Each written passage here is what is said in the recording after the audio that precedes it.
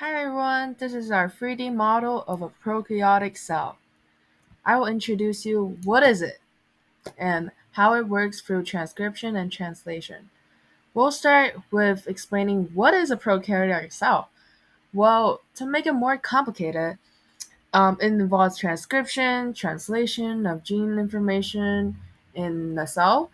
For example, for a prokaryotic cell, it can be a bacteria.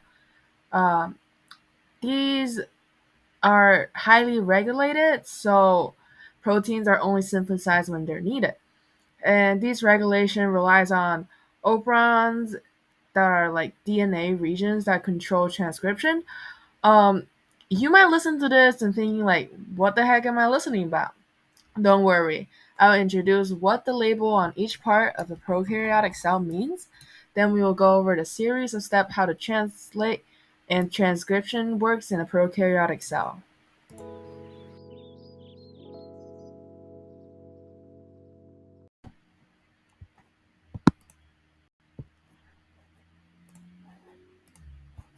Okay. Hi everyone, this is our labels. So we'll first go over, we zoom in here. So we just see this green little thing, it's called a capsule. Capsule is the outer layer found in the bacteria made out of polysaccharides. You can see here it's like a green, gooey kind of thing.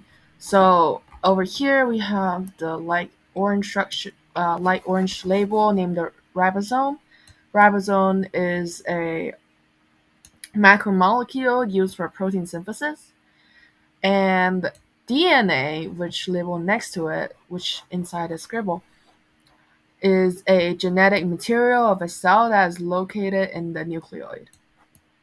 Up next, we have the flagellum, which is this yellow mouse tail looking thing. It is a tail like structure that moves to help the cell where it wants to go. And then next up, we move on to the fimbriae. Fimbriae. Uh, these are tiny hairs that are sticking with the capsule. You can see here we made it into white and labeled that way.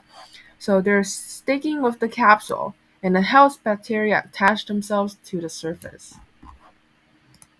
Up next, we go over to plasma membrane, which is this light pink labeled near the inner surface. So plasma membrane controls the movement of molecules in and out of the cell. Its main function is to produce energy and communicates with the cell. Last, we have the cell wall, which is labeled in hot pink here. Is a layer that provides structure and support, uh, provides structure and protection against the environment.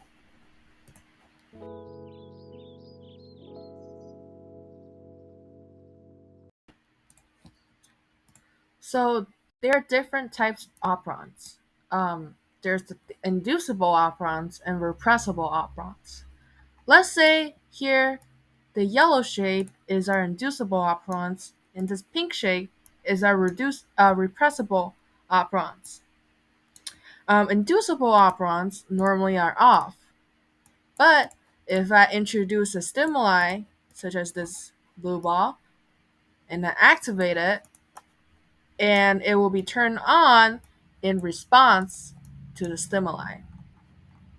However, repressible operons are different. They're typically activated,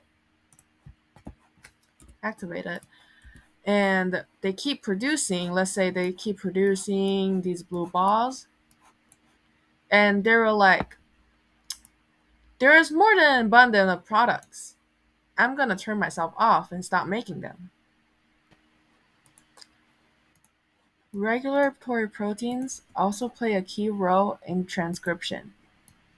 So, an activator, let's say this our purple cone, is our activator.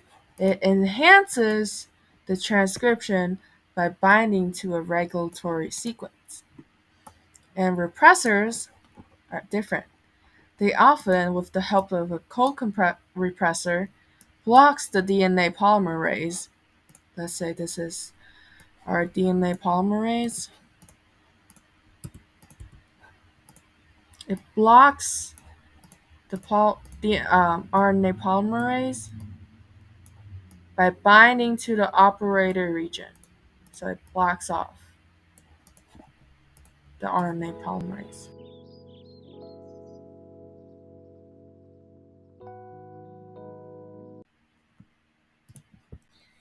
DNA sequences are also important in transcription. We have the promoter, a specific DNA region where RNA polymerase binds to the initial transcription. We have the operator, a regulatory region where repressors or activator binds to control gene expression.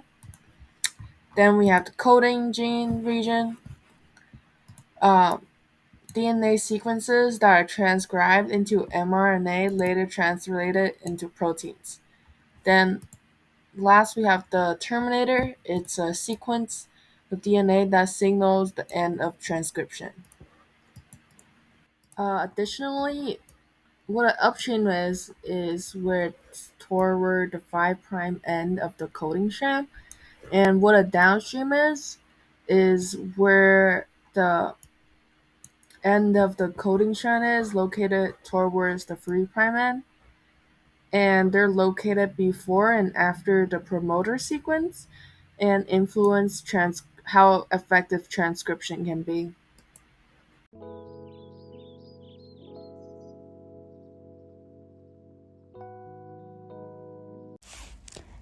mRNA is the carrying protein information from the DNA and its cell nucleus to the cell cytoplasm. And then rRNA is the one that reads the order of amino acid and links them together. And the tRNA helps to decode the message of a RNA and mRNA sequence into a protein. A start codon encodes the amino acid to med or M and establish the reading frame from the ribosome to add corresponding amino acid. And the polypeptide chain. The stop codon signal is the termination of translation process of the current. Anticodon ensures that appropriate amino acid is inserted into the polypeptide. Amino acid is the body or protein that is really important. Think as creatine, peptide hormones, and some neurotransmitters. Polypeptide help to make up protein by bonding numbers of amino acids together. The ribosomes are the size of the proteins that are synthesized in the cell.